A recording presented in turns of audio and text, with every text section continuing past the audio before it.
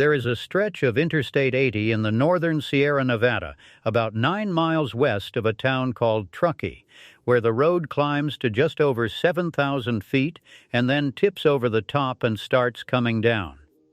A snowy mountain highway, 4 lanes, semi-trucks in a slow line grinding up the grade, if you drive it in July on a clear afternoon. It is one of the most beautiful roads in America. Granite peaks, alpine lakes, pine forest running down to the water.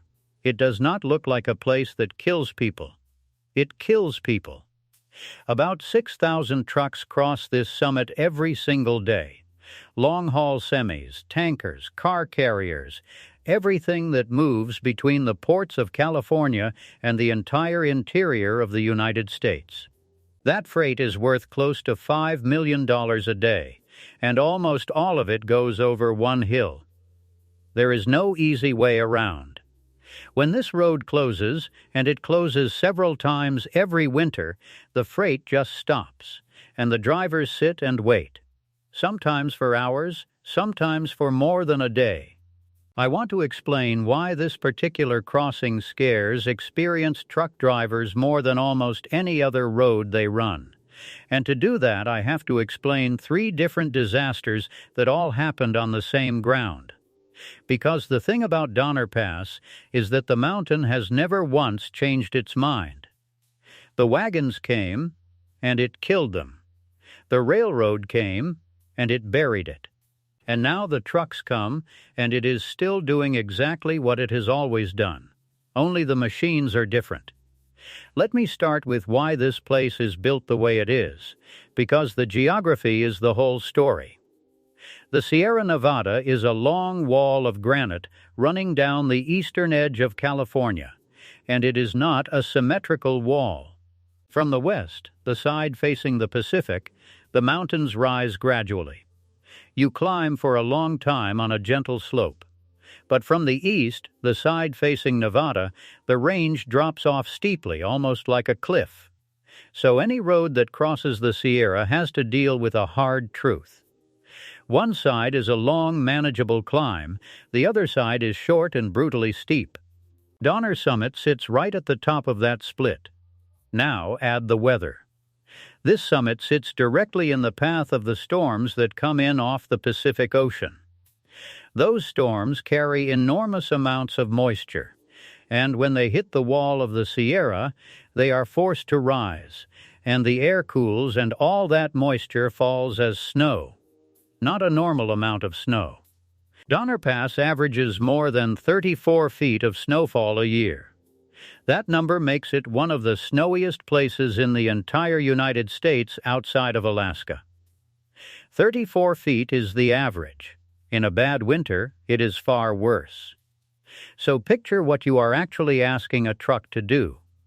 You are asking an 80,000-pound vehicle to climb to 7,000 feet, cross a summit that is one of the snowiest spots in the country, and then descend a grade that on the eastern side reaches 9%.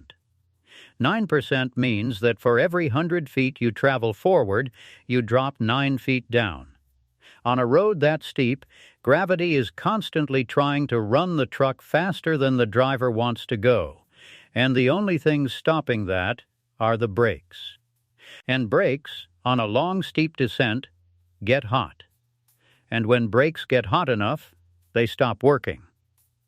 That is the fear.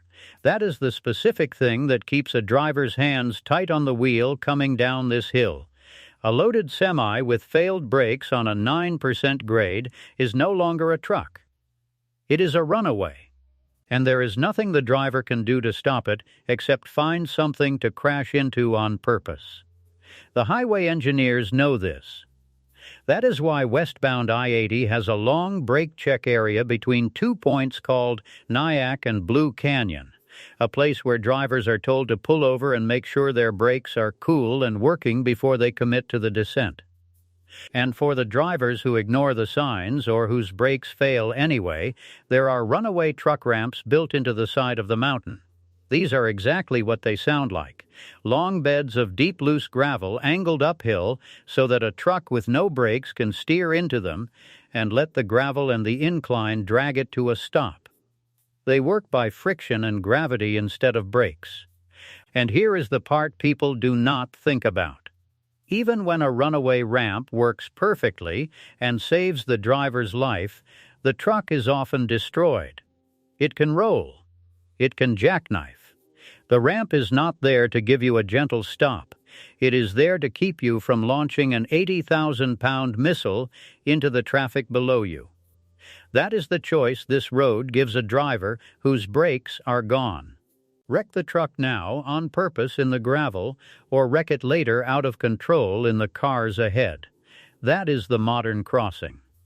Now let me take you back to the first people who tried to get over this exact spot, because they are the reason it has the name it does.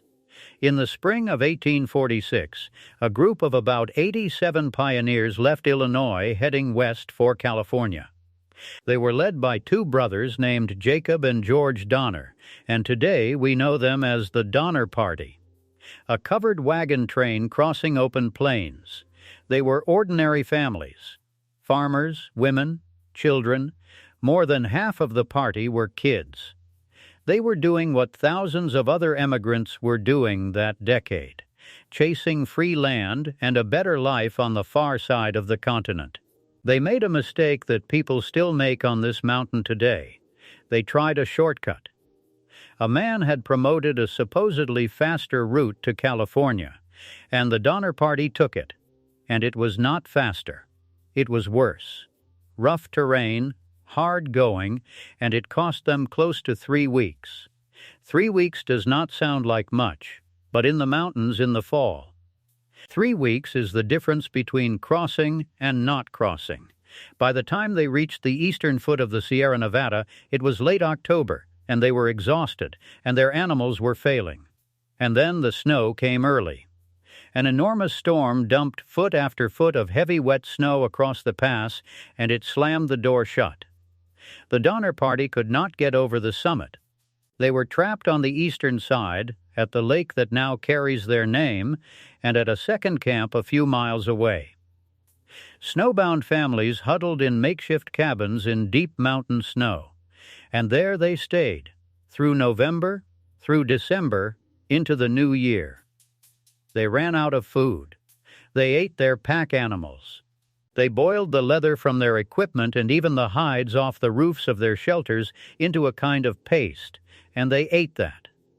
A group of the strongest members broke off and tried to walk out over the summit on foot to find help, a party they called Forlorn Hope, and most of them died in the attempt. And when all the leather and all the animals were gone, and people kept dying of cold and starvation, the survivors did the thing that made this story infamous for the next 2 centuries. They ate the bodies of the dead. Rescue parties fought their way up into the mountains through the winter and spring of 1847 to bring out whoever was still alive. What they found in those camps was described by one rescuer as human remains scattered in every direction, a sight he said he never wanted to see again.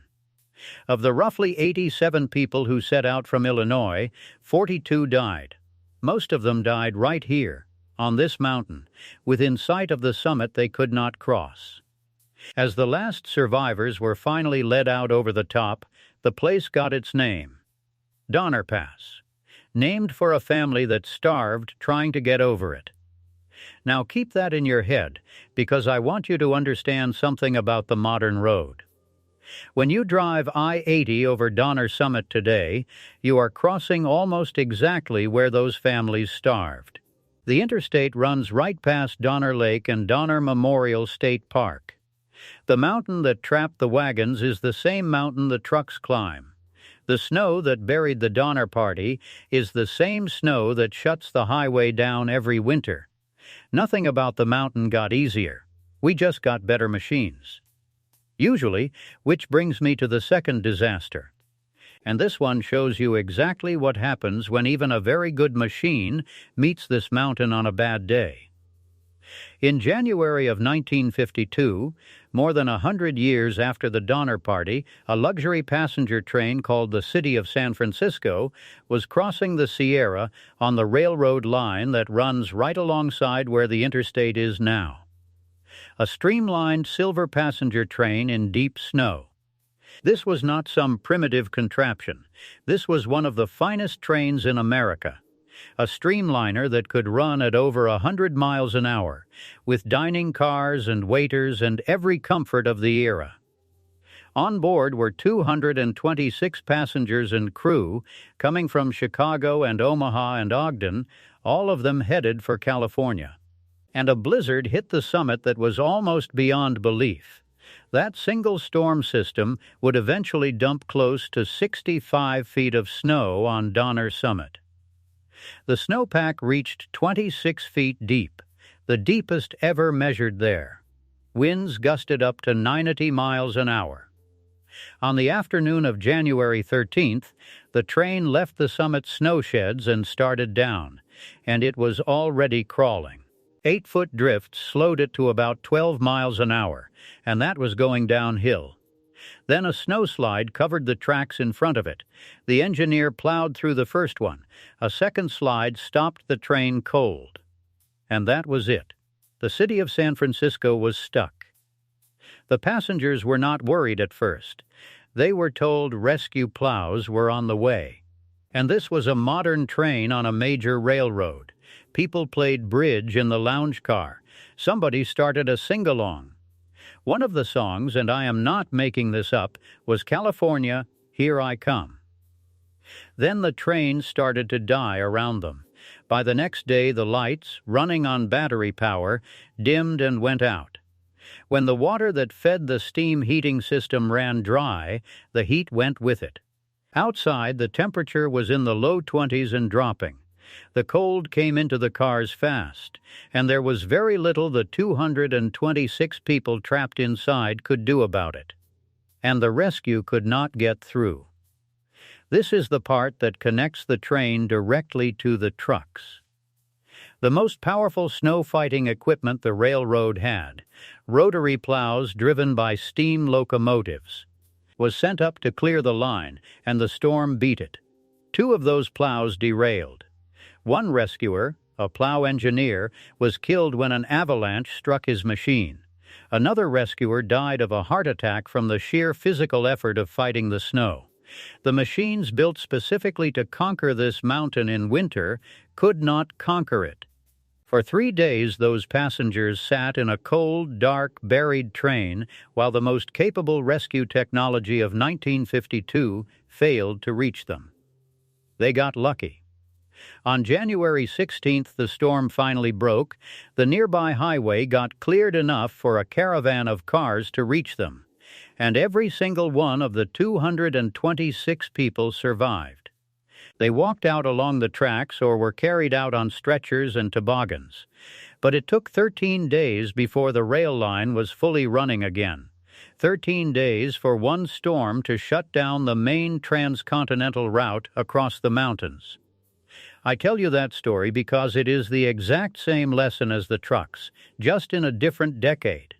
A powerful modern machine run by professionals doing a routine crossing, and the mountain simply decided it would not allow it that day. The rescuers with the best equipment available could not get through. And when you understand that a 100-mile-an-hour streamliner and a fleet of steam rotary plows can be stopped dead here, you start to understand why a truck driver treats this crossing with real fear. Because here is what happens on the modern road when winter comes. When a storm hits Donner Summit, the California Highway Patrol and Caltrans put up what are called chain controls. And these controls have levels. At the lightest level, most vehicles need chains unless they have 4-wheel drive and snow tires. But as the storm gets worse, the rules get harder, and at the most severe level, every single vehicle, including 4-wheel drive, has to have chains on the drive axle. No exceptions. For a big rig, that is not one small chain. That is heavy link type chain, and each individual chain weighs 30 to 40 pounds, and a driver may have to install 6 of them, out in the cold and the wind, on the shoulder of the interstate while traffic grinds past. One driver interviewed while chaining up said it took him about 40 minutes and that he had to watch instructional videos 5 times to learn how to do it. And that is a driver who is trying to do it right. If a truck driver skips the chains and gets caught, the fine is around $1,200. But the fine is not really the point. The point is that a loaded semi without chains on an icy 9% grade is a death sentence waiting to happen, both for that driver and for everyone on the road below. When the controls go up, trucks without chains are simply not allowed to enter. They have to turn around and go back down to lower elevation and wait.